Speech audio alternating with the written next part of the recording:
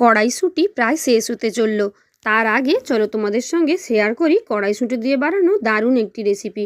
এই রেসিপিটা লুচি, রুটি, পরোটা যে কোনো কিছুর সঙ্গে দিয়ে খেতে অপূর্ব লাগে।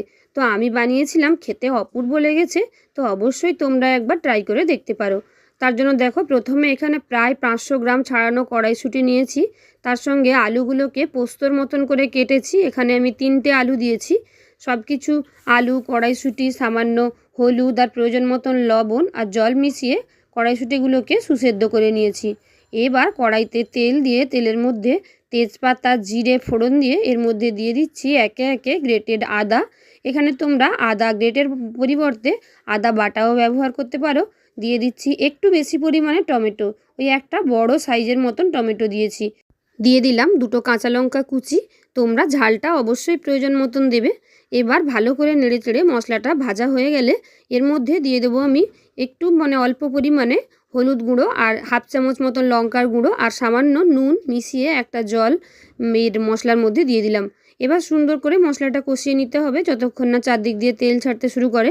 দেখো, মশলার চারদিক দিয়ে তেল ছাড়তে শুরু করলে এবার এর মধ্যে দিয়ে দেবো সেদ্ধ করে রাখা ওই কড়াইশুঁটি আর আলুগুলো।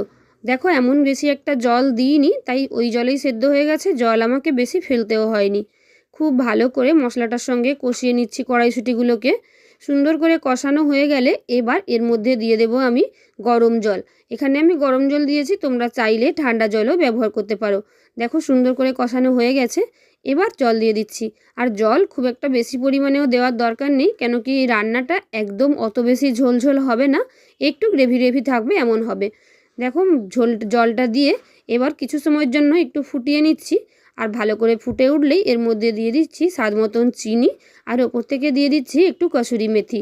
অবশ্যই চিনিটা দেব, কেন কি চিনি দিলে এই রান্নার স্বাদটা অনেক বেশি ভালো আসে। আর কসুরি মেথিটাও ভুলে গেলে হবে না। তো যাই হোক, ভালো করে নেড়ে চেড়ে রান্নাটা দেখো একদম রেডি। ঝোল আর একদমই কমানোর দরকার নেই, ঠান্ডা হলে আর একটু কমেই আসবে। এবার রুটিগুলোকে সেঁকে নিচ্ছি। তোমরা তোমাদের পছন্দ মতন লুচি, পরোটা যা খুশি দিয়ে খেতে পারো, যে কোনো কিছুর সঙ্গে খেতে অপূর্ব লাগবে। তো অবশ্যই রেসিপিটা কেমন লাগলো জানিও।